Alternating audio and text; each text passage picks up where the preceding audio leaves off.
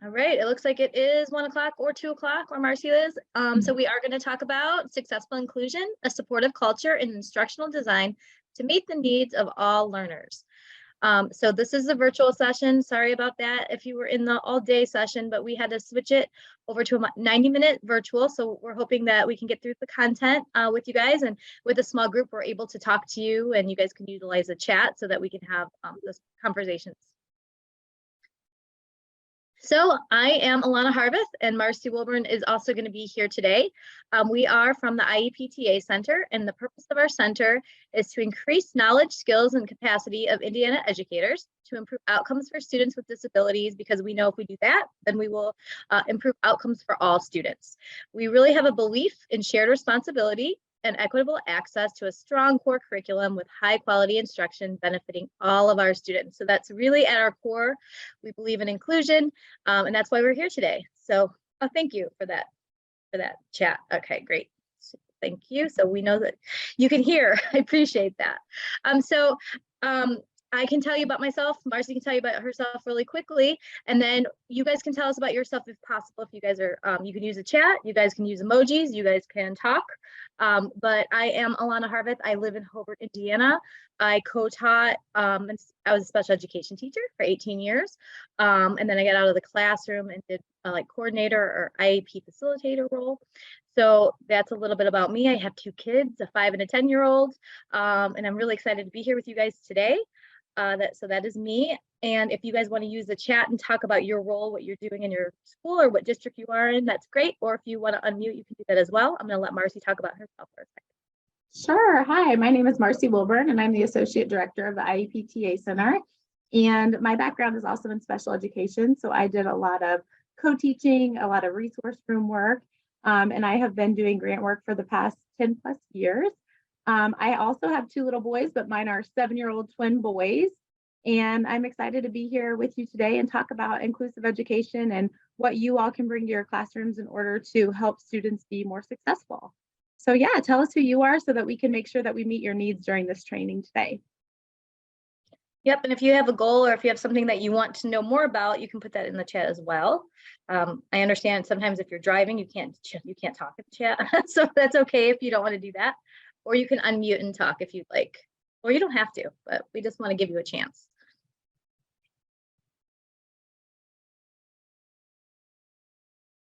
I don't know if Carrie can hear us. It says kind of like connecting the audio and she still looks like it's, I'm not sure.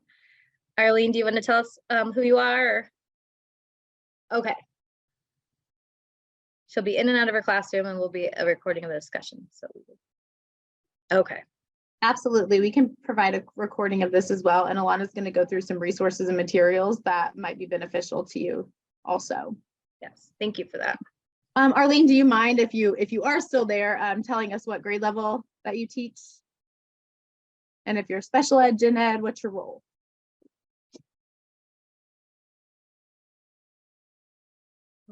Maybe she might have left. Okay, if you come back, you can tell us. Absolutely. All right, I'll type it in the chat. You keep going, Alana. Yes. All right, so today our learning objectives, we're going to gain knowledge and understanding regarding considerations for providing equitable access to high quality tier 1 instruction for all students using UDL or Universal Design for Learning. If you've heard of that, please let me know in the chat as well. If you need more information on that, if that maybe is a goal, you can tell me that as well. The educator's role in ensuring specially designed instruction, or SDI, is provided to meet the needs of students with disabilities. The research supporting inclusive environments. Practical strategies to promote success of all students. So those are our learning objectives for the day. It looks like some people are trying to log on and log back in to maybe get that audio. So sorry about that with those technical difficulties. Yes. We are happy that you are back. And so we're gonna talk about all these learning objectives today and hopefully meet those needs for you. We have a Padlet. So if you are in and out of your classroom, we know special education teachers and all teachers have a lot on their plate. So you can take this back to your district, take it back to your team. Marcy clicked on it so you can see what it looks like.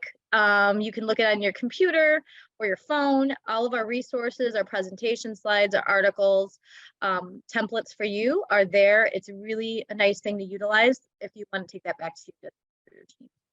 Yeah, and I think one thing to note is as we're going through our presentation today, there might be some differences shifting from a full day training to a 90-minute training. Obviously, we can't cover the same amount of content or do all the same activities, but the presentation slides that you have within the Padlet actually are representative of a full day training. So you have access to that as well. And you can go ahead and look through and kind of see what content may not be included within today's presentation, but still having access. And Alana and I will share our contact information at the end of today's session, and feel free just to email us if you have questions or if there's something that comes up that you feel as if wasn't explained in this 90 minutes that you would like more information on. We have lots of resources, whether that be text resources or online resources that we can provide and send you. And we can also do some follow-up training within your district and school as well. So please just let us know what your needs are, and we're happy to meet those. Going to head back to the PowerPoint for Alana. Absolutely. Thank you. All right. So if you want to unmute, and if you are able to, or if you can just write in your chat, what word or phrases would you use to describe an inclusive culture? So if you think about inclusive culture, what is a word that you would think, or a couple of words or a phrase that you think is important to include in that? So you can use the chat, sense of belonging. It's Marcy. You can use the chat, or you can unmute and talk as well. Whatever you feel comfortable doing. I'm going to write in the chat as well. So when I think of inclusion, I mean, there's so many different things of inclusive culture, right? But Marcy said sense of belonging, making sure that everybody belongs. And I said meeting needs for everybody. So inclusive culture is everybody is able to come to the table and belongs no matter what. Absolutely. I think it really, for me, poor Arlene, she keeps getting kicked in and out. But for me, I think inclusive culture is really looking at, do all students feel as if they have a place and feel accepted within your classroom? And whether that is socially or academically, do they feel as if they can be successful? And that's what we want for our students. We want all students to feel as if they have that sense of community surrounding them. And how do we create our classrooms so that students can be successful and have those feelings? And Carrie and Arlene, if you want to unmute yourself, please go ahead and you can interrupt us, or you can put it in the chat, or you can just listen. It's fine, because guess what? UDL is all about choice, and we say choice is the friend of inclusion. So we'll give you choices, and you do not have to unmute. You can just listen. But you can, so please do, and you can just interrupt us. We do have a small group, so you can just say, hey, Alana, hold on, let me say something. I'll be totally fine with that, I promise. So will Marcy. So if you think of anything, please go ahead and unmute and talk, but if not, we'll keep on going. All right, so we're going to talk about inclusive education and really dive into these three words, all means all. And when we're talking about all means all, I want you to think about all of the students within your school community. So maybe not just the inner workings of your classroom, but thinking on a bigger scale, and think about all the students that are served within your building, or, you know, sometimes even within your district, and all those students who are served. And how are we supporting all students within the general education environment? And what does that look like? And how do we create that inclusive culture so that all students have access to the curriculum? Because that's what we're looking for when we talk about inclusion. Inclusion isn't a place, it's not a person or an inclusion facilitator.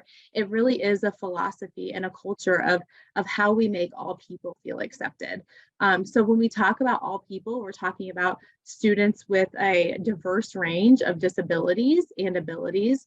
We're talking about individuals who come from different ethnicities, different races, different cultures. We're talking about students who are in our LGBT community, and how are we looking about how all students feel as if they have their place within a classroom in a school building. And so all means all. We're specifically going to talk about students with disabilities today, but when we talk about inclusion, it's much bigger than just students with disabilities. So from the disability perspective, we're going to talk and watch this video. I don't know how many of you are familiar with Shelley Moore, but Shelley is just such a great thinker in terms of how do we look at inclusion and really challenge our own belief systems about how we include students within the school environment.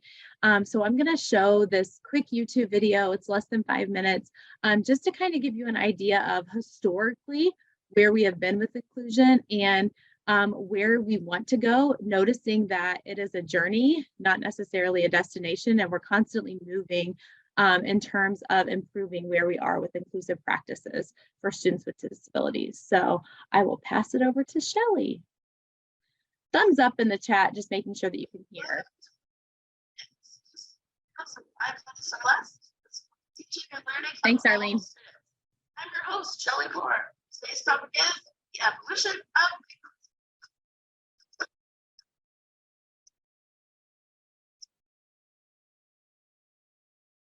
okay, so I'm showing you these before.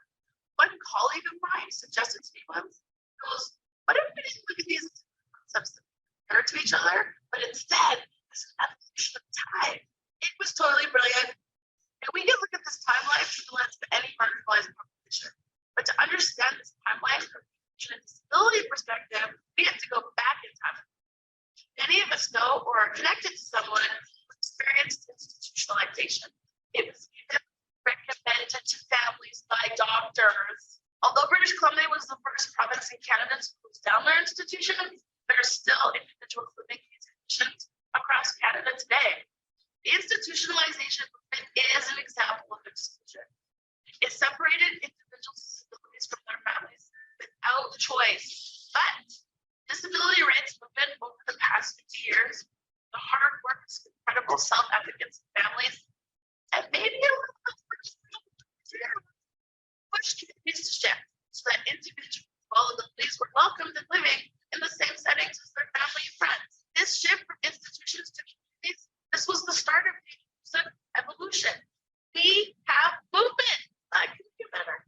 Although many individuals are no longer excluded from their families and communities, they were, and let's be honest, they still are, expected to attend segregated schools or self-contained special education programs that are totally separate from the rest of the school community. And so parents started to ask very good questions. You see, children with disabilities have siblings without disabilities. And families wanted all their kids to have equitable access to community-based education together. Kids started to be integrated into classrooms with their peers. They're in math together. They're in gym class together. They're eating lunch together. Kids are together. This is better. This shift from segregated to integrated schools and classrooms, this is the next step, the evolution of inclusion. We have movement. Well, this is where things get tricky because integration doesn't take long to realize that just being together, it's not enough. Although in the same classroom, students with disabilities are often just that. They're physically in the classroom. They may sometimes have parallel activities, but mostly it's loosely connected classroom tasks. Now, you don't need me to tell you that just simply sharing space and time is enough to make you feel like you belong in a community. I mean, come on, there are Disney movies made about this. Breathing the same air is not enough. Do you remember the Titans? I do. The evolution of integration to inclusion is now the topic of many conversations in communities and schools around the world. How do we support individuals to be meaningfully included and not just physically integrated? It's not just about where kids go their day, but why. What is the purpose to the places that they go? It's now school-based teams and staff that are asking questions about how to do this. How do we support purposeful, meaningful business? In inclusive classrooms and schools, students aren't just present, but they have roles and responsibilities in their classrooms and also meaningfully connected to their this. So there you have it, my friend. A brief history of inclusion in about 5 minutes. If this is interesting to you, though, definitely investigate your local history as well, because every community is in a different place in this journey, and it's so valuable to know where we've gone. The other thing, though, is looking at these visuals. It really helped me to shift from which bubble am I at or not at, and shift to more about where are we now on our journey and what's our next step. All of a sudden, the goal becomes action-oriented. It just feels so much more possible. May not all be in the same place in the journey, and all move forward. We can do better. And so this is the question I'm going to leave you with today. Can we still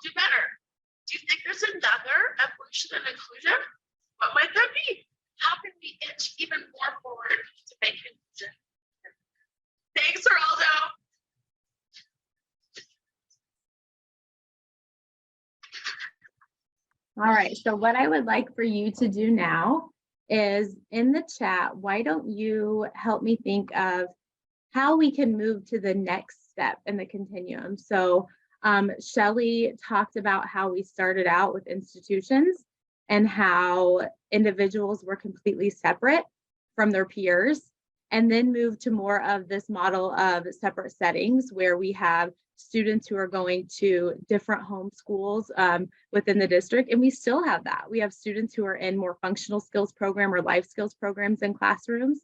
And then we have students who are in classrooms, but not necessarily integrated within the mix of the classroom. So kind of like the classroom within the classroom, like the kidney table in the back of the room with all the special education students while everyone else is doing something different. That's better, but it's not good enough. And then we have students who are, integrated into the classroom where they are utilizing classroom activities and doing what their peers are doing, even if things need to be modified or changed a bit for those students. So interestingly enough, I had the opportunity to see Shelley more, and as she presents this, she always talks about what's next, what's the next step. And so you'll notice here, another circle has been added on. What do you notice about this circle? Carrie, Arlene, any comments, and feel free to just type it in the chat. What's different between circle 4 and circle 5?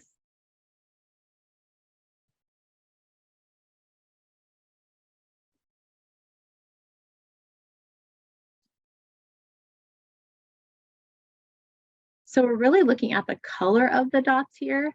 When I'm looking at circle 4, it kind of is implied that all the students who are your typical learners or do not have disabilities per se are all green dots, when really we all have our strengths and needs, and we all need different supports at different times. And just because we don't have an identified disability doesn't mean we're a green dot. We're all different. And so, yeah, thank you, Carrie, for adding that within the chat. So we have all these different dots and all these different makeups. And the conversation has even progressed beyond this last circle to where some people are like, well, I'm not a dot. Maybe I'm a square, or maybe I'm a triangle, or maybe I am one of the comparisons more recently that Shelley talks about, is a Trivial Pursuit piece where it's triangles of different colors. Like we're completely made up of, maybe I have my culture is one triangle. The fact that I'm a teacher or an educator is another triangle. So each of those triangles makes up who I am. And sometimes they're big slices of the pie, sometimes they're smaller slices of the pie, but everyone is an individual and we all have that right to feel included within a classroom. So when we look at the continuum, where can we go next and how do we continue to support all of our learners? Remember that first slide, all means all. We're not just talking about students with disabilities, but how do we support everyone within the classroom so that they can be successful?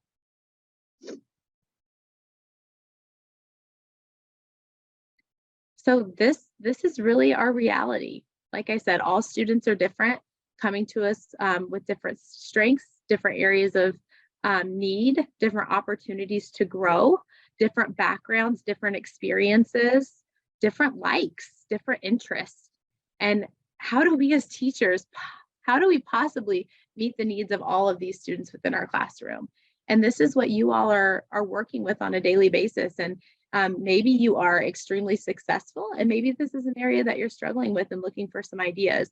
And it is Alana's hope and my hope today that we can help provide some ideas for you and how you can really further meet the needs of the students within your classroom, but maybe in some ideas that are more streamlined and don't necessarily take all the revamping of the curriculum you already have, but really looking at the planning process and starting from there to determine how to meet the needs of all learners.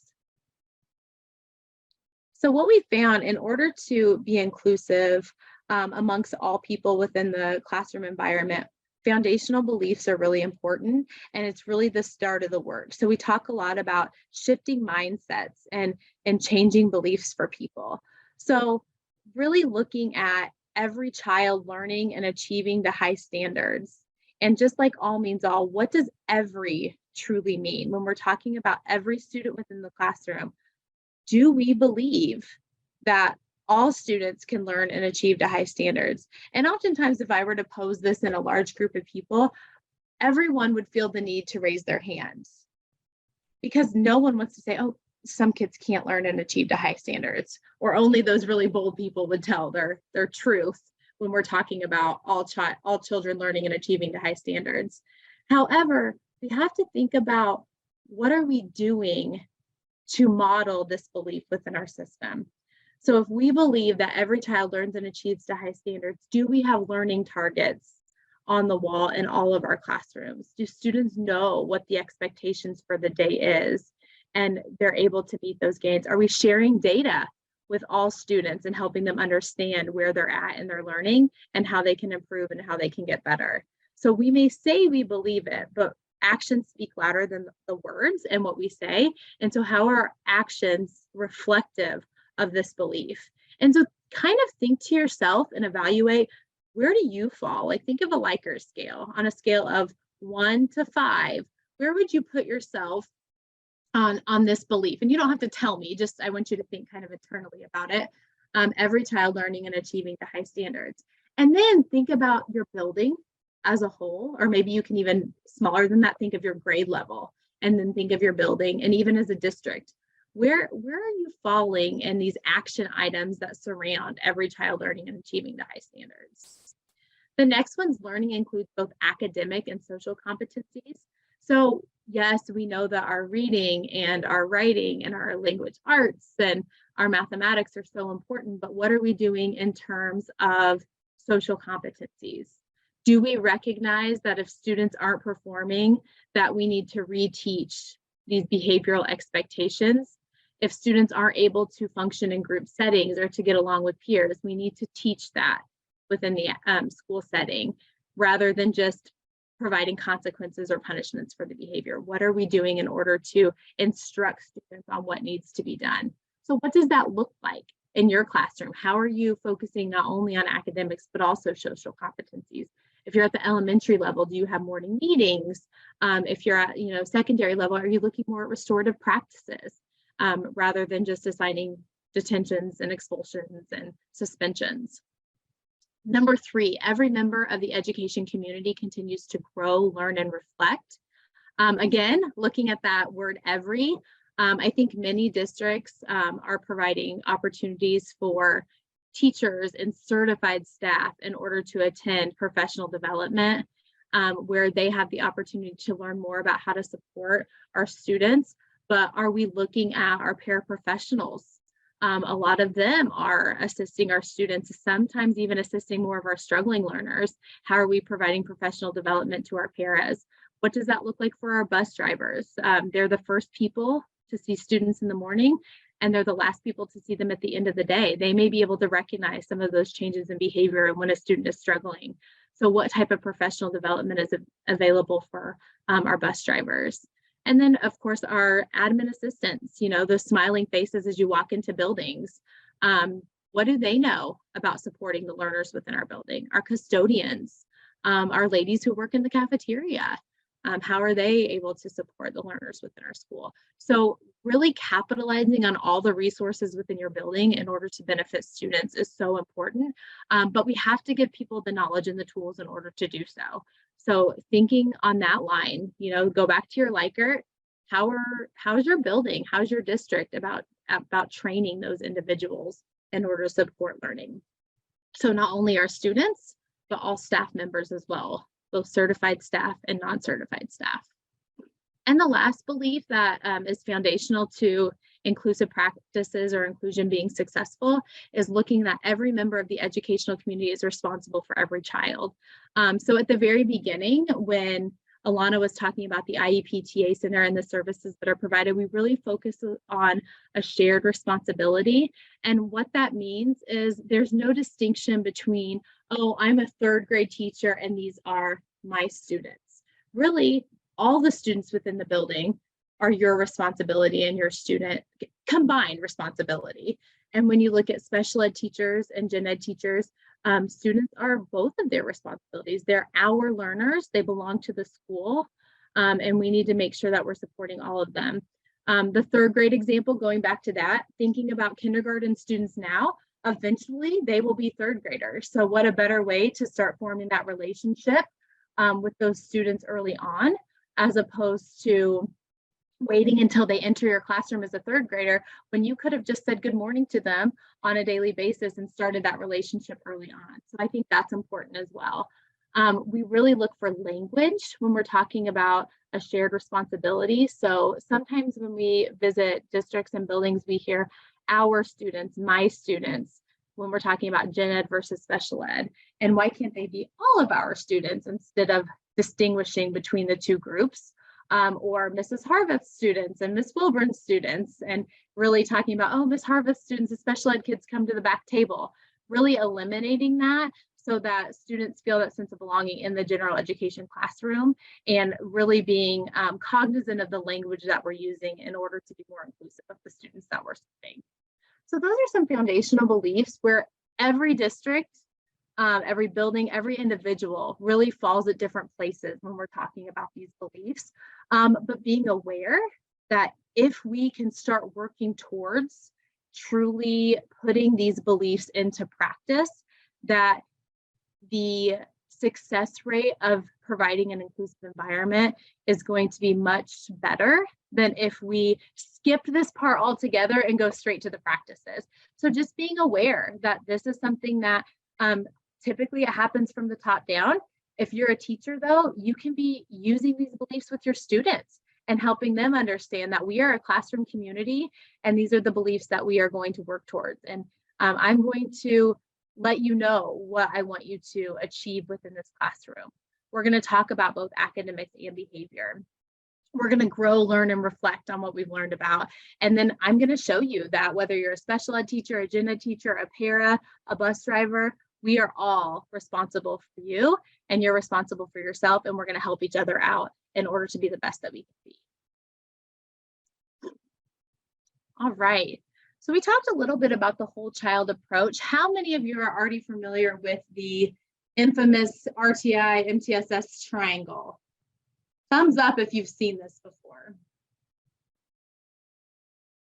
Okay, so many of you in this small group have. So as we're looking at the bottom of the triangle, quick crash course, we're talking about universal or tier 1 instruction. This is what we're doing for all kids.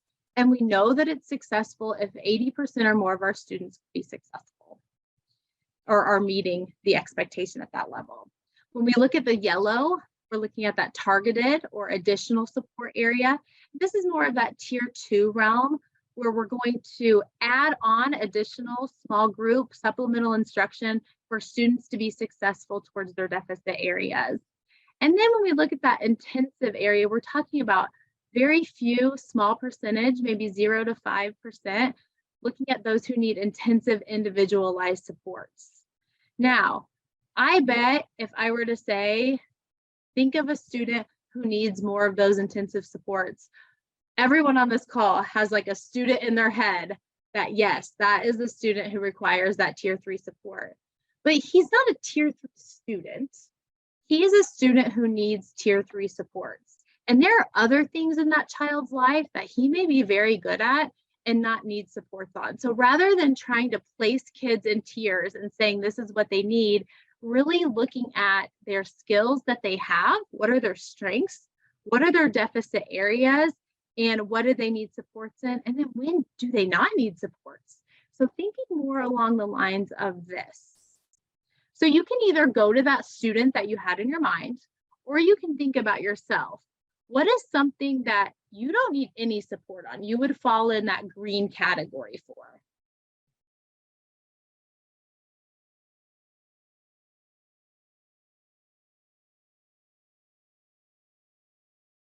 Okay, plug that one in your mind. Now I want you to think, what's something that you need a little bit of help with? So let me just give my example. The green, reading comprehension, probably okay at for the most part. I don't need a lot of support. I've been doing that for years and I feel fairly confident that I could be successful in that area. But when I'm talking about this middle yellow area, if I'm talking about any sports, like playing basketball, I'm not the greatest. I need some support in that area. If I'm talking about the very tip top of what do I need additional supports at, It might be something along the lines of, okay, I'm not a morning person, so I need the alarm clock, I need the coffee, I need everything in the morning to get up and going, and I need some more intensified supports there. And I've learned over time what helps me with that and what makes me better over time, but that's what we need to help our students understand. Just because you're receiving additional support doesn't mean that you're not good at anything. It just means that you need additional support in that one area or those couple of areas. So start thinking of students more along the lines of, you have strengths and you have needs, and they vary day in and day out. And how am I going to provide you the best supports over time within the school system, and give you the supports when you need it and take it away when you no longer need it? So really think of that more of a fluid approach. It's not a life sentence if you receive a tier 3 support or a special education service. It's definitely something that you may need during some units, but maybe don't need all the time. So how are we looking at students more of this whole child approach than just looking at those deficit areas and focusing so much on those? And I think the reason that's so important is because we have two students here on this slide. We have Johnny on the left and we have Mark on the right. Johnny is a student with an identified reading disability. He has an IEP, and he receives services to support him in learning in order to be successful within that reading area, especially when it comes to fluency and decoding of words. Mark on the right doesn't qualify. He's not eligible to receive services due to a learning disability. However, he still struggles with decoding. So even though both of these students have a different status, their need is very similar. And you could put any two kids up here with similar needs and similar areas that we need to support within our system. And some might have a disability and some may not. So kids don't have to have a disability to have a need. They're thinking in your classroom, oh yeah, that student, he's not identified, but he definitely struggles. And how am I going to support him?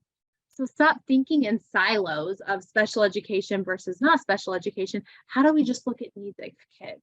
So different status, same need. Again, Johnny on the left, we have a legal obligation. An IEP is a legal document, and we have to be able to serve him based on what that document says.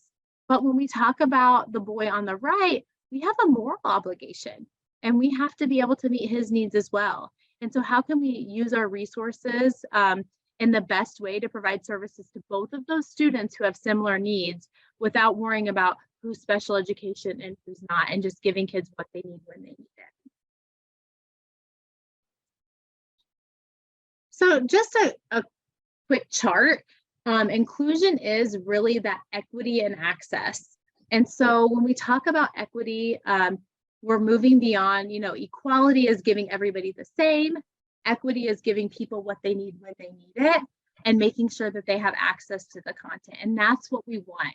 If students are constantly pulled out, if they are in a life skills classroom or they are in more of a pull-out resource type program and they're missing core content within the classroom, they don't have access to those standards. And we can't expect them to master those standards if they don't even have access to them.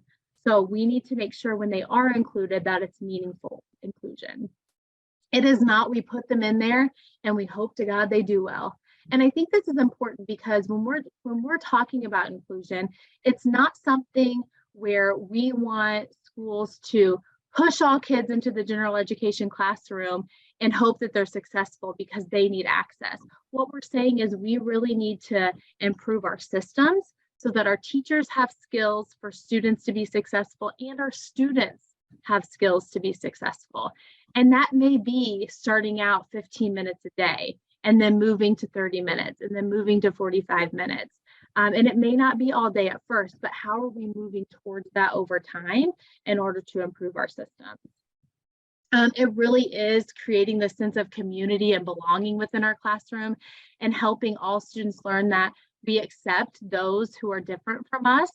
And we help to make all students feel as if they belong within our environment. Sometimes we have students who come in with an aide within their classroom, whether trained or untrained. But when an aide is in the classroom, next to a student, it often provides a stigma around the student. And so we want aides to help our students when needed, but again, not be there when they're not needed. And so how are we teaching aides that they can support students with disabilities, but also support other learners within the classroom to avoid that stigma? We want there to be an educational benefit. Again, what's the purpose of them being there? And what's the purpose of them being in that place so that they can benefit educationally? And remember, that's academic and social competencies, not just putting them in the classroom. We want students to have independence and interdependence. We want them to be able to do things successfully on their own and be able to work together, not just being placed next to their peers. Really going back to that belief that all students can learn, and that's why we want them to have access. And looking beyond compliance, we know that we have to meet certain state targets for least restrictive environment, but that's not the reason that we want all students to be included in gen ed. We want it to be there so that they can have access to the content that they're learning. And going back to that false dichotomy, breaking down the silos between special ed, gen ed, title, all the other services that are provided within a school, and really helping those different groups work together to best meet the needs of students rather than building up walls between the different educators within the building. So we're all serving everyone and we can all support when we are needed. That's going to help us be most successful in supporting inclusion within our buildings. All right, and reasons for it is it's just better. We have better outcomes for all kids. Over 30 years of research shows us that it's not only going to improve our academic achievement or our students' academic achievement, but it improves even their assignment completion, their participation, their graduation rates, and most importantly, their post-school outcomes, whether that's post-secondary education or even a career or job. And then behavioral outcomes improve as well. We have less discipline referrals, less number of suspensions, less disruptive behavior, more students who have pro-social behaviors, and students who have a better sense of belonging when they're included within the classroom. So with all of this positive research out there, we really need to make sure that our teachers are equipped and our students are equipped for more inclusive educational settings. And finally, another why behind the work is it's in Indiana's ESSA plan. We have a strong belief that when you have equity in the classroom and access to a strong core curriculum, that will improve outcomes over time. And we're going to do that by having shared responsibility and high expectations and shared accountability for teachers. It takes collaboration. It takes strong instructional practices with high quality curriculum, and then assessment over time. How do we know if our students are understanding? How do we know if we need to go back and reassess, reteach, progress monitor, and what that looks like? And you'll notice there's a couple of different terms on the outside of this circle: universal design for learning, which Alana is going to dive into a little bit later, and a multi-tiered system of support, which I'm going to touch on really quickly. But all of these things can make a positive, inclusive culture within your systems. All right, so one thing that we definitely want you to leave here understanding today is that students with disabilities don't have special needs, they have special rights. So again, go back to the two pictures of the little boys who I said struggle with decoding. They have the same need, but they have different rights. And all students are general education students first. They just happen to be students who need additional supports in order to be successful. So their rights are within the general education setting as long as the environment can serve them. So now you're saying, oh, inclusion, that's what we need to be doing, but how are we going to do it? How are we possibly going to meet the needs of all of these different learners within our classrooms? And I know some of you are doing that already.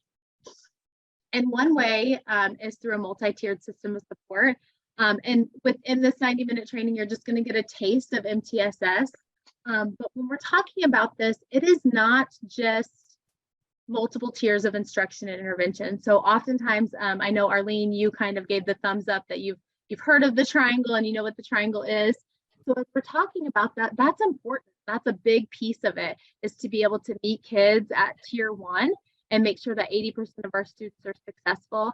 and providing that additive model of more supports at tier 2 and then even more supports at tier 3.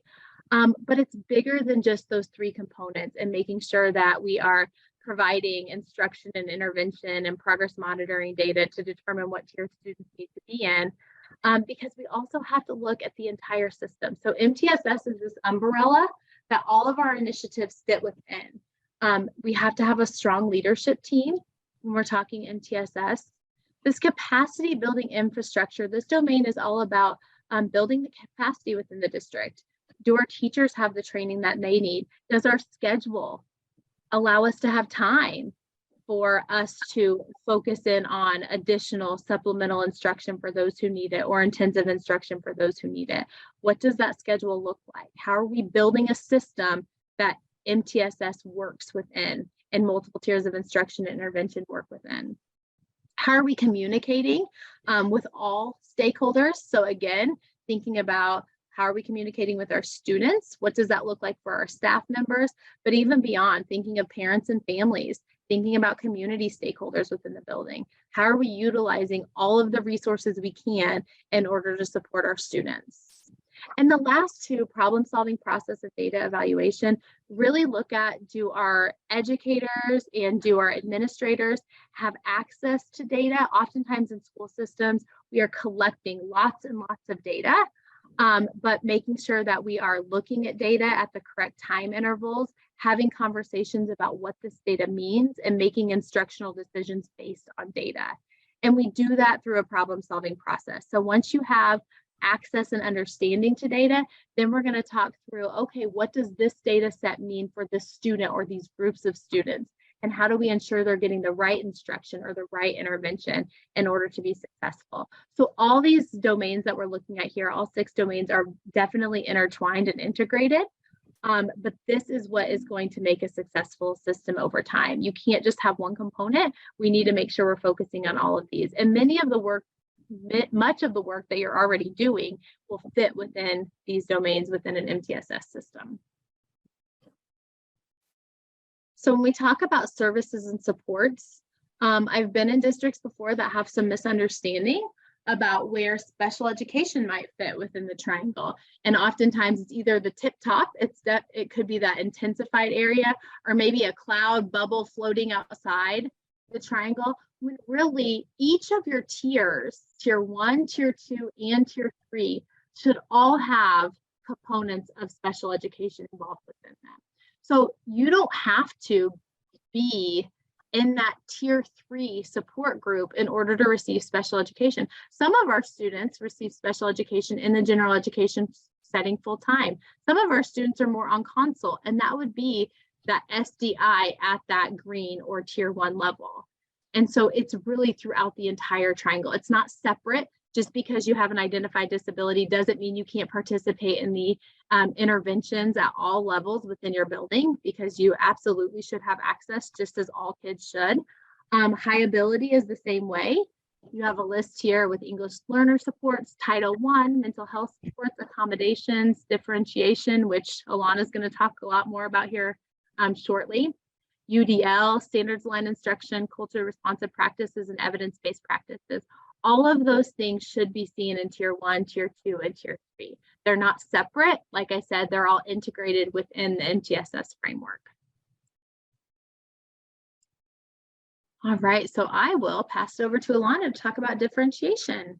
Okay, so thanks for adding. I put some things in the chat while Marcy was talking. And if you want anything clarified, or if you have any aha, or if you have anything that you want to add, please feel free to add to the chat. So I saw that Arlene said that they do have MTSS going on at their school. So that's great. So you kind of know about this framework. And if you want to know any more, we do have a whole day training about that. So we do have to just kind of talk about it and then kind of move on. But if you are interested in that, we do have other things too. So differentiated instruction, we're going to talk about how good teachers have always recognized and responded to the inherent diversity in their classroom. At minimum, they understand that they have content and skills to teach students who need to learn those things, and differences among students that make a one-size-fits-all approach ineffective. This, in essence, is differentiation. This quote is really powerful to me. When you're any teacher, general education teacher, special education teacher, and kind of what Shelley Moore said, with the dots, they're all different colors, but when you look at your roster, everybody's different. It doesn't matter if they have an IEP, it doesn't matter if they're English, it doesn't matter, but they're all different. So having differentiation in your classroom is really important to meet the needs of all learners. So this is our first strategy that we're going to talk about on how to meet those needs.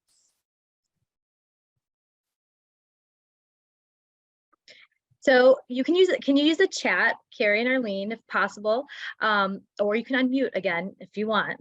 We're going to still give you choice to use words, symbols, emojis about what do you think differentiation is to you.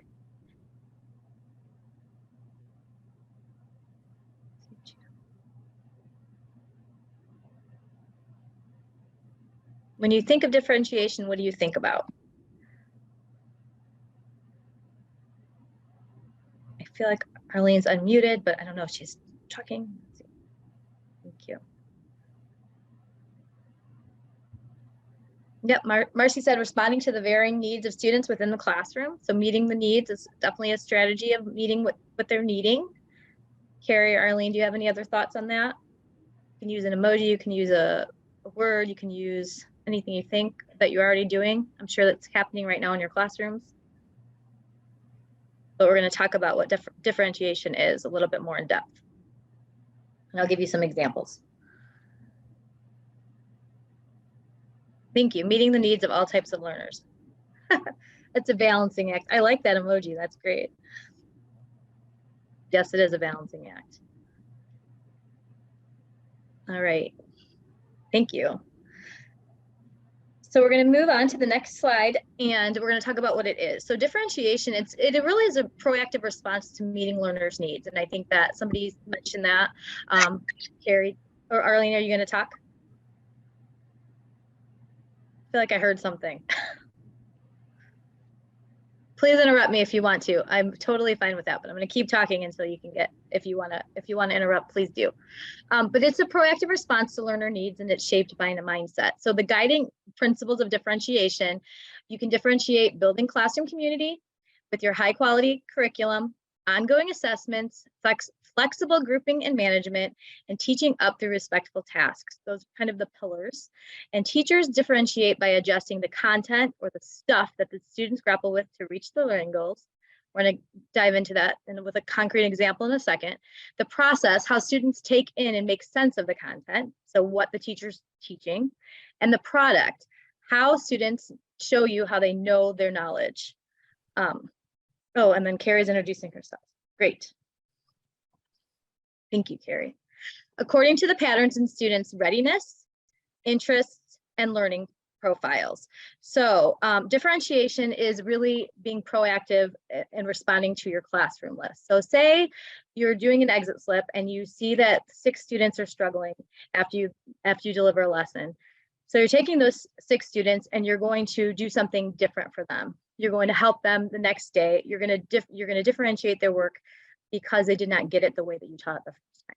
So it's really being proactive about it, but looking at data sets or ongoing assessments to figure out where you're going to put the students in their lessons. So we're going to talk about different ways that we are going to differentiate. You can differentiate the content, the stuff that they're actually learning, the process, and the product and how they're showing you that they're learning. But differentiation really is having that data that you know that they're not getting it. So you are being proactive and you're doing it differently for these students in a different way. It's not going to be the same students. You're really going to look at what they know, what they need to know, and you're going to change their learning based on that data. So it is not just willy-nilly. You have to purposely plan for differentiation. And I'm going to kind of show you how that works on the next slide. And thank you for introducing yourself. So differentiation it's a philosophy in effective learning. It's not a bag of tricks that you're going to be flunked out to a low quality curriculum, right? You're going to plan purposely for it. You're going to examine the evidence of student learning and you're going to make the decisions accordingly. Like I said, if you have an exit slip and you see 6 students that really just did not get it, but you think that they're going to get it if you did sentence starters the next day. So you're going to give them the exit slip with sentence starters for those 6 students because they just needed a little bit of help, then they can get there. Then you're going to differentiate that way with that. And then you're going to see if that helped them. but you're going to look at their data to see what they did not get about it. You're going to look at trends, and then you're going to figure out a way that you can help them get to that learning target or that goal using those sentence starters, because maybe that's what you noticed. It is tailoring instruction in response to patterns of student needs, like I said. So, if you see a patterns or trends in something, then you're going to help them get somewhere else. Like I said, using sentence starters, or maybe if you think that the students need your model written down, so you're going to write down your model, and you're going to give those students those 6 students that have a hard time remembering that, but you know that if they remembered the model by written or visuals, then they could probably get that answer. Then you're going to differentiate that maybe for the next day to see if they can get there. So you're just going to kind of look at those trends in your room, see which students need that help, and you're going to plan and go in that way. So that is really tailoring instruction in response to patterns of student needs. You're going to design respectful tasks and use flexible grouping.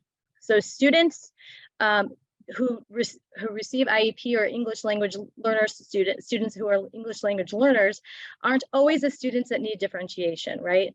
You really need to look at your data to see who needs it, and then you're going to flexible group them. You're not going to always have the same students doing something different. You really have to look at the data or look at what they need, and you need to respond to that. You can't have the same 5 students always getting something different just because they receive special education services. So do not pigeonhole them, or we call it flexible grouping and not just fixed grouping. It's a way for students to meet up to the learning goals and the standards. It's not a way out of the learning standards. So just because you use differentiation doesn't mean you're maybe watering down the curriculum. You really want everybody to be at these high expectations, but you know that if these 5 students just had this visual model written on their desk, they can do the same work as somebody else, but maybe they just need that extra push to get that same objective of everybody else. So you're just differentiating based on the student's needs. It's critical to improve instruction for all students. Like I said, it's not more important that these students get differentiation or these students. It's really which students need it. You're looking at these learner profiles and you're going to say, okay, these students really need this, not based on any labels, take away those labels, but based on what they need. Some students need differentiation more than others, but it's not based on their label or if they're an English language learner. It's really look at all of your students, and some kids need something more than others based on your assessment or what you could see as the teacher. That's what you base it on. So we really want to think about those things when we're talking about differentiation. Considerations is classroom community. At the beginning of the year, you might differentiate and you might make groups for students based on what they like, what their interests are. Some students may like, depending on what grade you teach, right? So you're gonna put them in different groups, and they're gonna learn about each other based on their interests or their preferences or their likes, or even how they learn. You articulate the learning goals, making sure the students know what their goals are. For differentiation, you assess. So at the end of the day, when you are doing your exit slip, or they're giving you a product so that you know if they've learned the objective, you're going to look at it and you're going to see if they are good, or if you need to differentiate or do something different so that they can meet that learning objective the next day. You can adapt the content, the what, the process, how, or the product, how they're going to show you what they've learned, and you can differentiate the environment. Some students like to stand up. Some students like to walk around. I used to have in the back of my room like a red line so they could walk up back and forth if they had if they needed it, if they needed a little sensory break. So really, if you can differentiate your environment.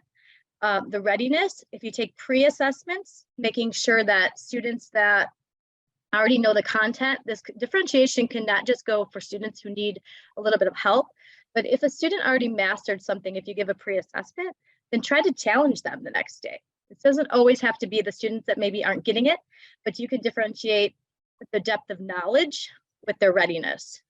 Student interest, if you are splitting up the class and you guys are learning about similes and metaphors and onomatopoeia, and that is your learning objective, if a student is interested in mysteries, maybe you could have some books about mysteries. And if a student is interested in biographies or informational texts, you can say that they are still learning about onomatopoeia, similes, and metaphors, but you get to tell them that they can pick different student interest, where they want to go. So you can think about differentiating that. And learning preferences. Sometimes students like to learn auditorily, visually, tactilely. So maybe they can learn together in groups. So sometimes utilizing stations will help with differentiation with that. And you can put students where you think they want, where they should go. For example, if I say, I think Marcy, I know how Marcy is, so she needs to be in my group because I'm going to read a book out loud. And Marcy, has a hard time. I saw last week that she had a hard time when she was supposed to be reading the book, the audio book. So I'm going to put her in my group because I know that she did not do that lesson correctly. But if I had her in my small group, she probably would do better. So this week for differentiation, I'm going to put these students in groups. I know that Marcy needs to go in my group because I'm going to pre-teach. I'm going to talk about the vocabulary. I'm going to ask her those questions. And she just really needs me to do that because she's a little bit off task. As opposed to maybe John, who I know that could go over to his computer, listen to the audio book, and he can, he can do those questions on his own with that computer. But differentiation, I know since I did this lesson with Marcy my class last week, then Marcy didn't do so well in that assessment. But I bet if she went with me in my group, then she'll do better. So for this lesson, I'm going to see if that makes sense and if that works on this assessment. So I'm going to differentiate the needs by putting her in my group and putting John in this other group. I'm going to switch them. So that's just kind of talking about how you differentiate if based on data, based on what you know about students. And that is one way that you could do that with the learning preferences. Marcy, thanks. You put some good things in the chat. Okay, so that's a little bit different. So differentiation is a little bit different than universal design for learning. And we're going to kind of talk about this. So UDL is a framework for instruction organized around the 3 principles based on learning sciences. These principles guide the design and development of curriculum that is effective and inclusive for all learners. So given that same example, differentiation, you saw that lesson last week, and so you put those students in those 3 different groups, right? So if you're doing UDL, that is going to be student choice. So I'm going to have every student read a novel chapter out of my book. I'm going to read chapter 4 about kindness about my book. So I'm going to have 3 different groups, and my group is going to read. I'm the teacher. I'm going to read out loud with these students. We're going to read the chapter. I'm going to pre-teach. I'm going to do all of these things out loud. Then there's going to be a group that reads on their computer because they want to do the audio book. They're going to have guided notes and they're going to have to fill that out. And there's going to be another group that reads with the written book. They like the feeling of the book. They're going to read it themselves. They might even have some guided questions as well. We're all going to read the same chapter, but we're going to read it differently. Some of them like to read by themselves. Some of them like to read with the computer, and I like to read out loud to some of my students. I'm going to let the students choose which one they want to go to. That would be UDL. I'm going to remove the barriers. Student gets choice. They get a choice to be with me, themselves with the book, or themselves on the audio.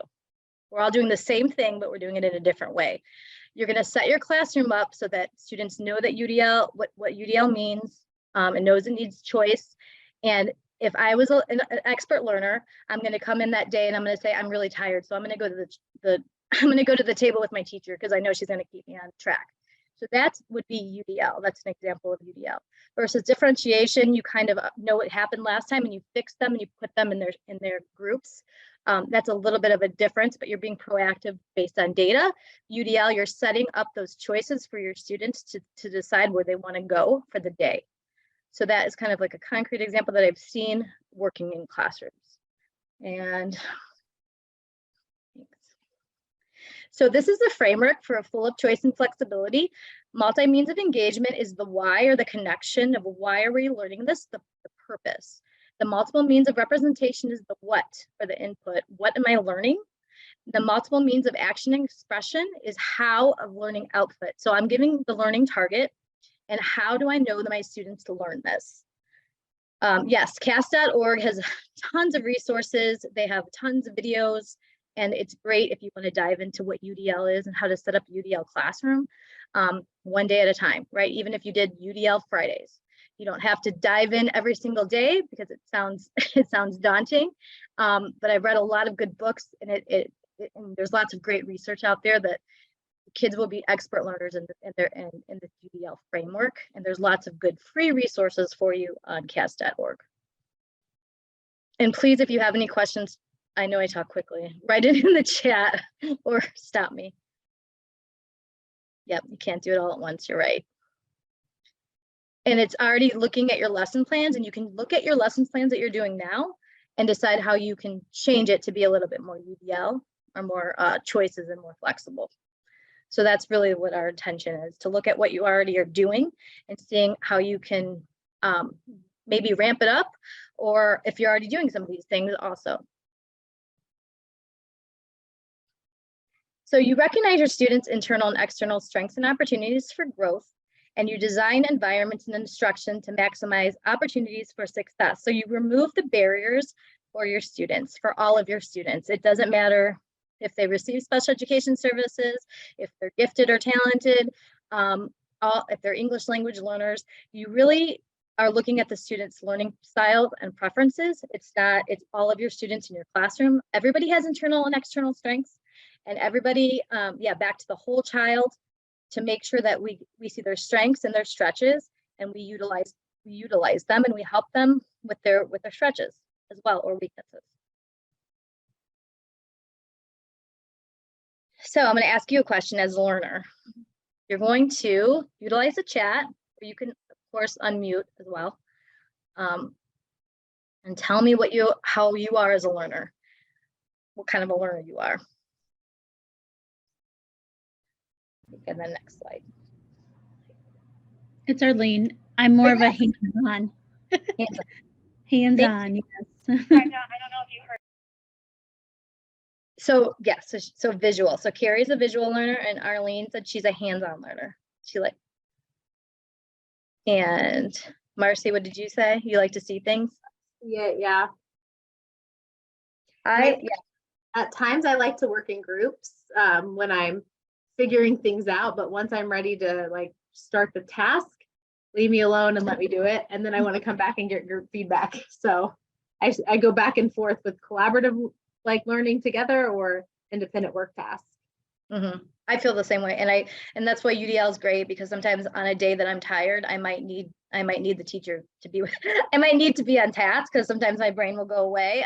So it depends on my day. But I'm a hands-on learner also. I like to do that, and I do like to have a think partner. I like to think something out, and then I like to go back and do the same thing. So what about your students? So raise your hands, your Zoom hands, if your students strictly learn best by watching. Anybody just watching? What about reading? What about hearing information? What about doing? And lastly, through multiple modalities. Yeah. Yeah. Yes. So students, they do different things. I mean, all students like to learn differently. Like we said, we all had different learning styles, and your kids are just the same, as you know. So we're going to talk about what that looks like in this framework.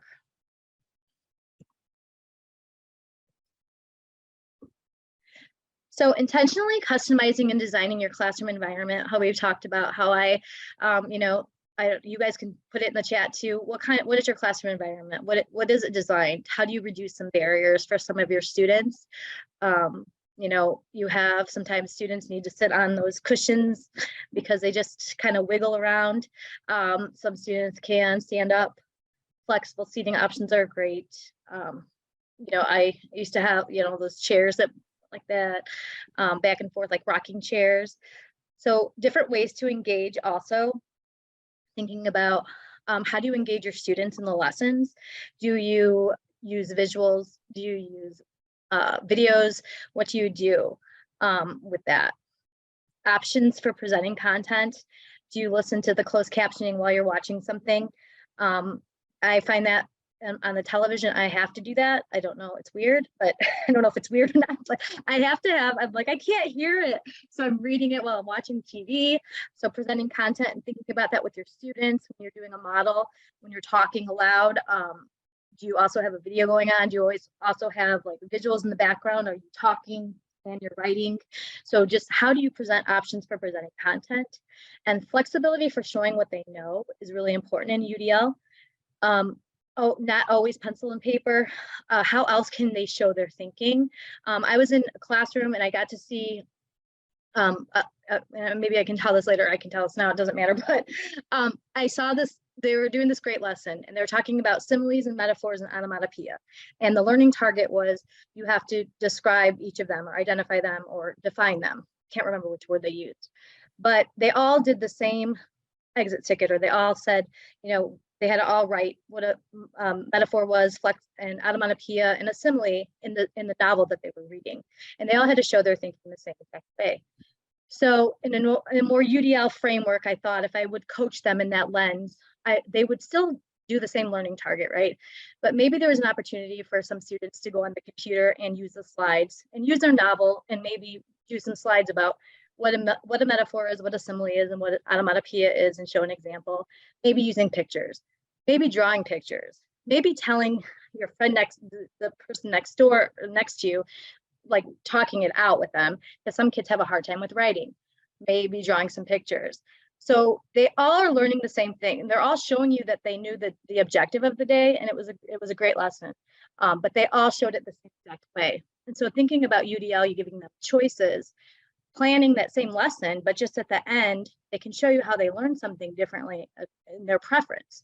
So that would be flexibility for showing you what they know and through a UDL lens. So that's how I would maybe coach that if I was looking at that teacher and trying to get her to remove the barriers from some of those students. It was a great lesson. The kids were all very engaged, but just thinking about that one part that you could be in, like look through a UDL lens a little bit more closely. So multiple means of engagement is the affect network of the why of the learning connection. So the more the students know the why or the purpose behind something, the more buy-in that you're going to get, the more that they're going to want to do better for you. This is brain science, so this is research based. So if students are reading a book about being kind, they need to know why. It's important to be kind in your classroom, right? Why? Well, because it's important that you get along. Well, why? Well, it's also important in life that you have to be long, you have to be kind. So with your job or your work, you need to connect it to something bigger. And the more that the students understand that, the better it is for you and for that lesson to go. So the why is the connection for students to understand that purpose.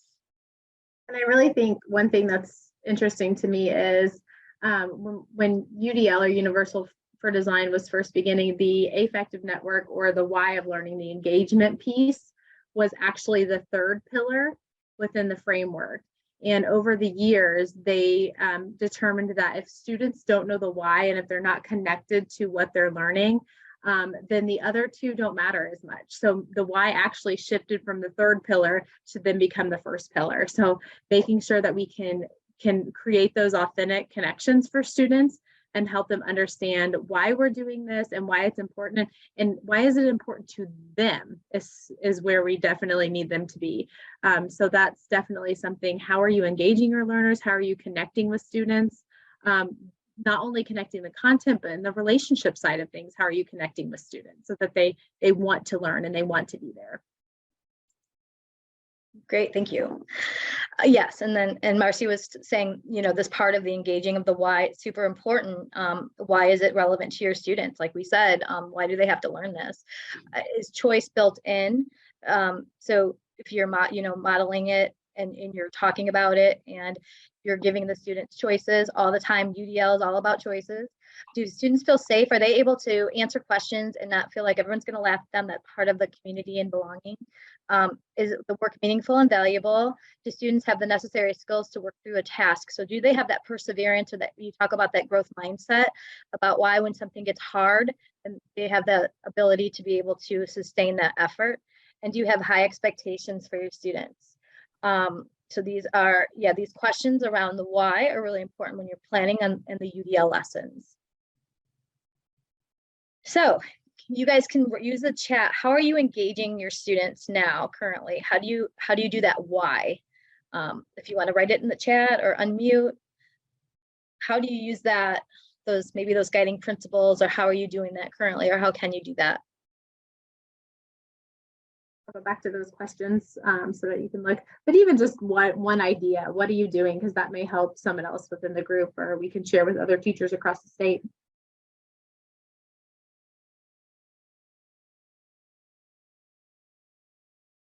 How do you talk about that growth mindset, or how do you have choices with why? Are you connecting with the purpose with your lessons? How do you do that in your classroom?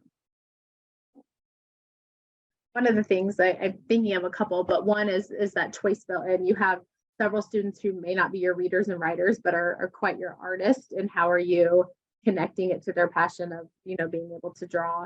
Another connection with making it relevant when teaching percentages, using the battery life of a cell phone to help them understand what those percentages mean, and having that gauge there. That can be something that is super important to your middle school students. And how are we utilizing those things that are important to them to help connect them to the content that we're trying to teach.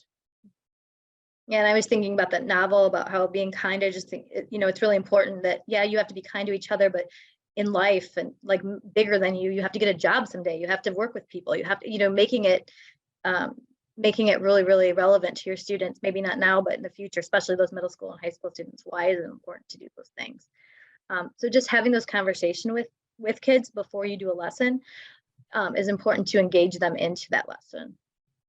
Yeah, and what's the hook? Like, what are we doing at the beginning of lessons to make students excited about the learning? What does that look like? So prior to teaching a novel or something, I've done where you put the different artifacts in a bag and pull them out and have students start to guess what you might be reading about, and see if they can, select the title from a group of titles, or even just brainstorm what potentially the story could be about.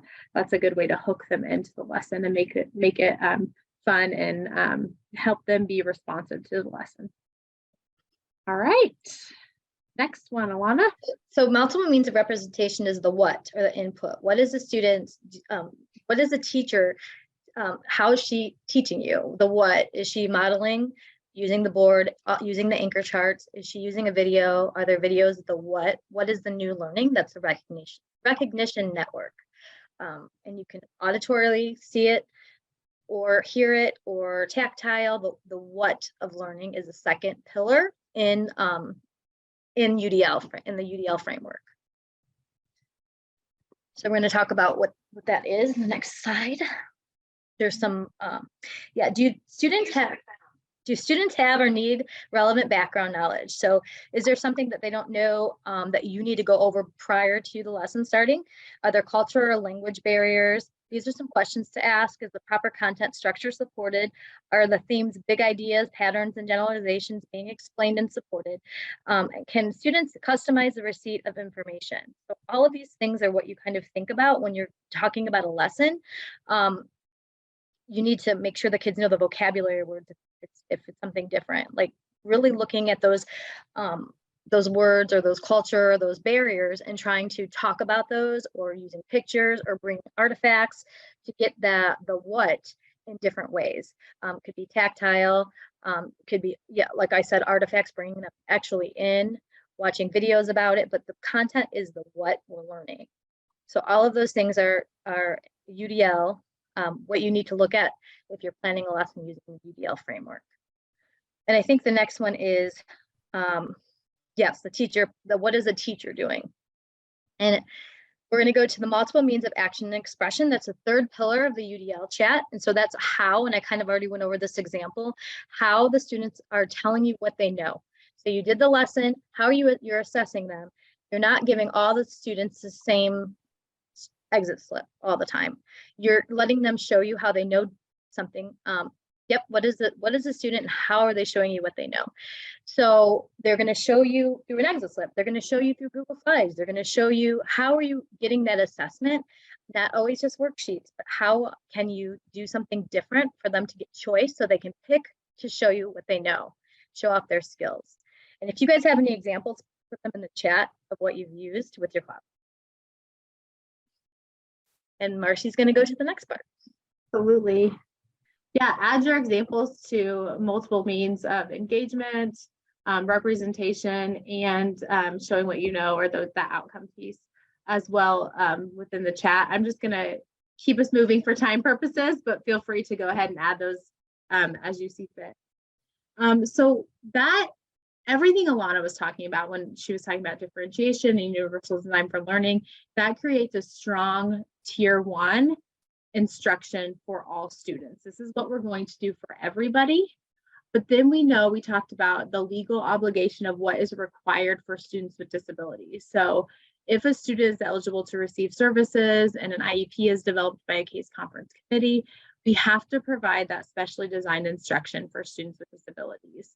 And I believe both Arlene and Carrie, we have a diagnostician and we also have an educator on the call. So both of you are probably very familiar with what is required for students with disabilities. So just a quick overview, and then I want to get to some resources as well that could be helpful to you all.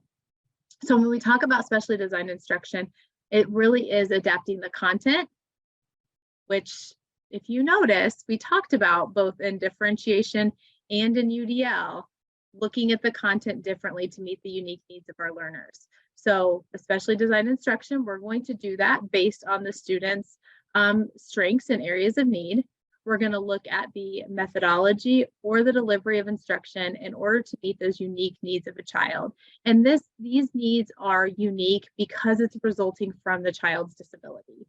So if a student has a specific learning disability in the category of reading, then we are going to be addressing those needs by providing specially designed instruction for that student, specifically addressing what the child is having trouble with. And we just want to ensure access to the general education curriculum. So how can we adapt the content, methodology, or delivery of instruction in order for the student to have access? That's the question we're going to be asking ourselves when it comes to specially designed instruction.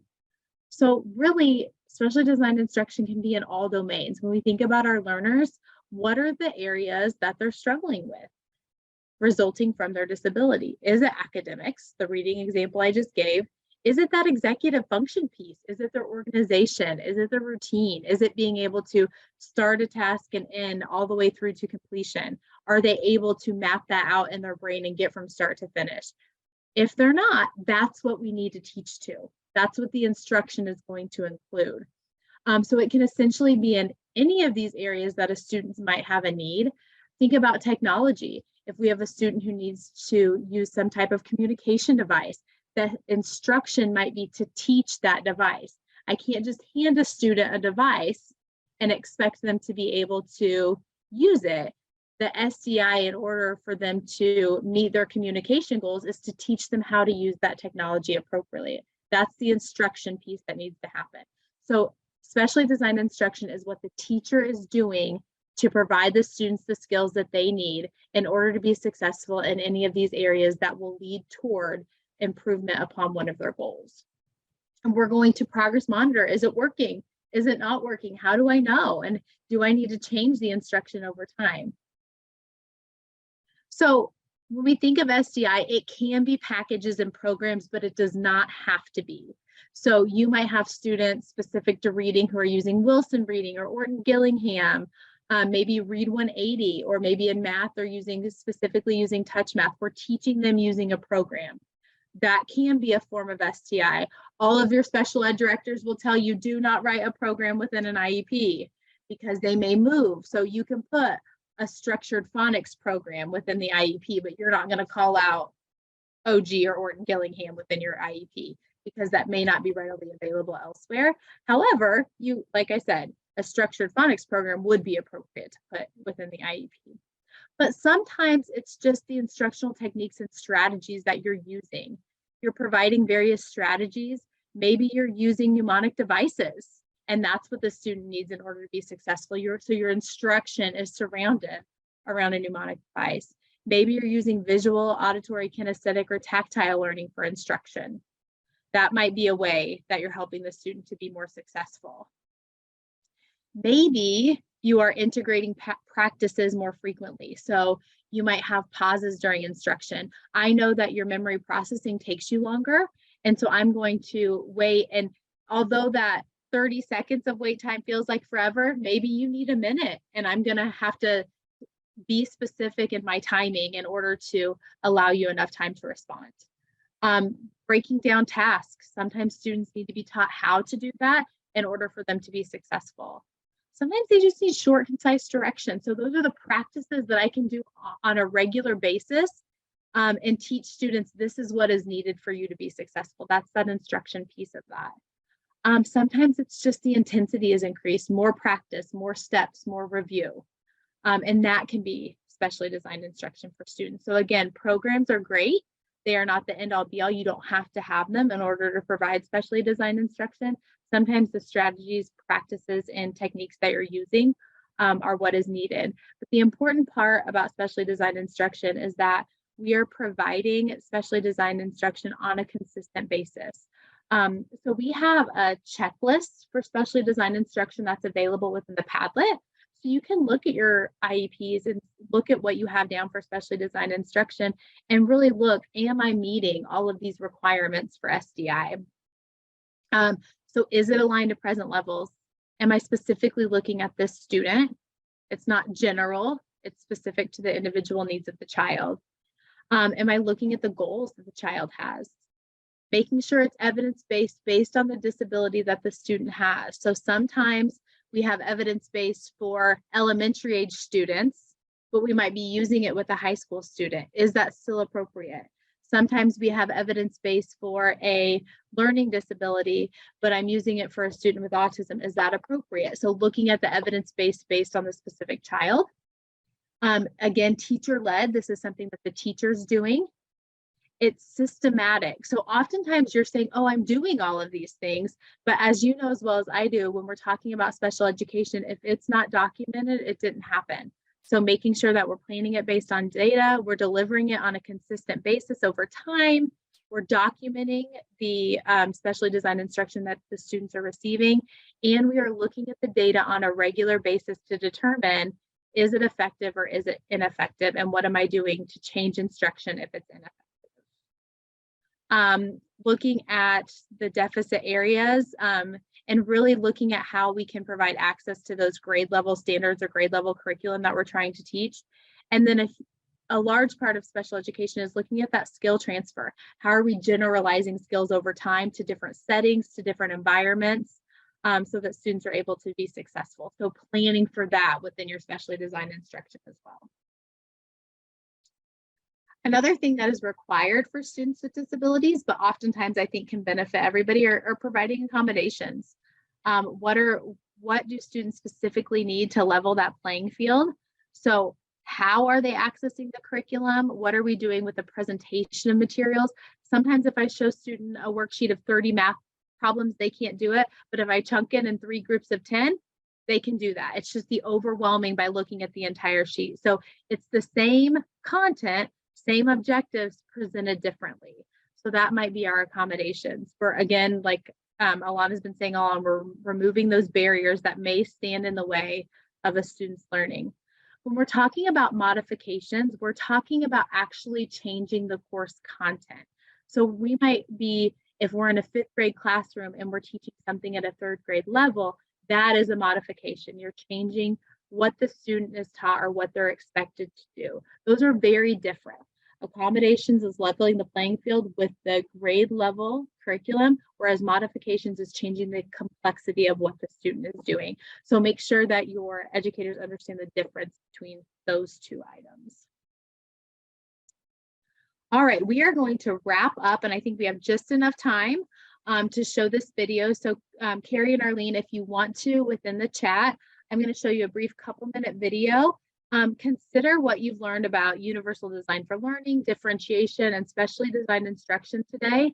And think about how this teacher is meeting the needs of all of the students within her classroom. And just as you're watching the video, feel free to add those to the chat. All righty.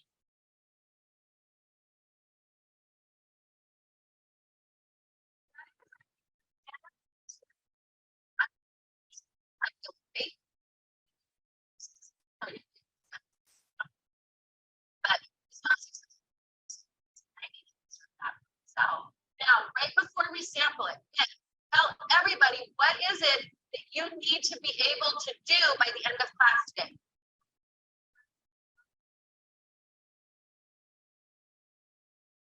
Okay, here is a job that I need. I need every person in this room to get a plastic cup in any single day. You'll have a variety of access to content. I do find that it deepens engagement for gen ed kids, for special education kids, for all different kinds of students, because there's more to do.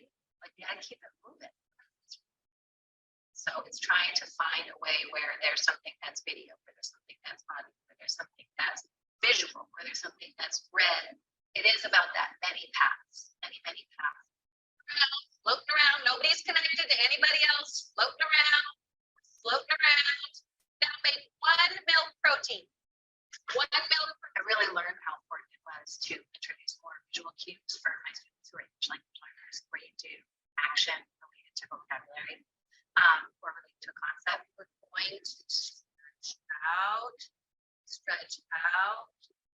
The learning gains that I saw for my ELL learners were so huge when I started to disrupt pure language-based and word-based type of instruction. What do I want now? Connect. Get back to list. Get somewhere. What matters to me is this develops the conceptual understanding. Just get tiny. I just saw my students really get to shine. It's beautiful. Watch. Okay.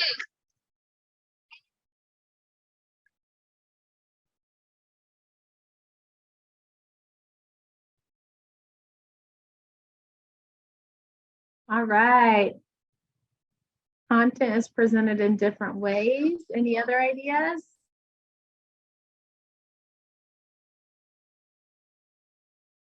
All right, so the movement piece, the vocabulary pre-instruction piece. One of them actually had a worksheet that was more customized for her, which was hard to see, but I didn't know if anybody caught on to that. Visual representation, of course. And then you did notice some adults within the room that were helping multiple students. But I did feel as if just looking in on that classroom for that brief time frame is there was a sense of belonging for all the students within that classroom as well. Lana, do you want to close out for us today? Sure. Yeah. First of all, thanks for being here with us, but I like this quote to kind of end, and hopefully you got something out of this. And if you need anything else, we will give you our contact information. But once the process of creating an inclusive culture is put into motion by someone, be it a second grade teacher, a custodian, a parent, or even a superintendent, we know that the inclusive mindset and practices can then grow exponentially. And we like to say that, in this one, if we can now extend inclusive education to include every diverse learner, then we can start to view inclusion as something that we simply do. Instead, it becomes something that just is. So instead of saying, well, we do inclusion, it just is. It's a word, it's a culture, it's part of our thread of our fabric. And so we appreciate you guys being here, and we hope that you have gained something. We have different ways, and this is your reflection or your homework to take back to your district, and you guys can maybe be those seeds that plant in your district or move that further. But where are you in your inclusive journey, and where would you like to go next? Thinking about Shelley Moore at the beginning, and thinking about where you are in your district building, and how can you move that work forward. So we appreciate you guys. I think since you're both on here and we have a couple of minutes, we have some resources. And Carrie, Arlene, we appreciate you hanging with us today. I know it's small with a small crowd, but I would be happy to send you a resource. So let me kind of tell you what these are. And if you want to put, just email me, and my email address is at the end, or Alana, if you don't mind adding it in the chat, email me which title that you think would be best for you. And then your mailing address. I'd be happy to mail you one of the resources today for participating. So a couple of them, one without the other, is actually by Shelley Moore. So if you liked her kind of way that she pushed your thinking at the beginning, that's a good one. Another one that focuses really on culture is Your Students, My Students, and Our Students, Rethinking Equitable and Inclusive Classrooms. So Leanne Young wrote that with some colleagues, and she actually is the one that talks about the false dichotomy. So all students have needs. So those are both really looking at systems and culture work. The next two are specific to differentiation. So there are two. One is for the elementary grades, one's for middle and high school grades. So if one of those would be good for you, please let me know. And then we also have a Universal Design Daily Book, which is 365 ways to teach, support, and challenge all learners. So that's another one that if UDL is something that you're starting to utilize within your classroom and you really like the flip open to a page and it gives you an idea of what you can utilize, that's a good one for you as well. The Patton's UDL lesson planner, though a little overwhelming, it helps you think through the various parts of planning a lesson, and that's free if you're interested in that. And then the last one is an SDI book, which is just a recommendation. And then our SDI Spread the Word is actually on the Padlet as well, so you have access to that. So if you're, just as a quick recap, ones that I'd have available to send you is One Without the Other, Your Students, My Students, Our Students, either differentiation book or Universal Design Daily. So just go ahead and email me which one would be best for you. And if you don't mind, if you could fill out an evaluation for us, we would appreciate it. So you can do that by going to iepta.org/eval. Alana, can you add that into the chat? Yes. And again, our email will be on the next slide. Please feel free to reach out if we can assist in any way, whether that be in your classroom or in your building. Thanks so much for everything. Have a wonderful one. Perfect, Arlene. Just email me your mailing address and I will send you that one. All right. Have a good afternoon, everybody. Thank you. Bye. Thanks, guys.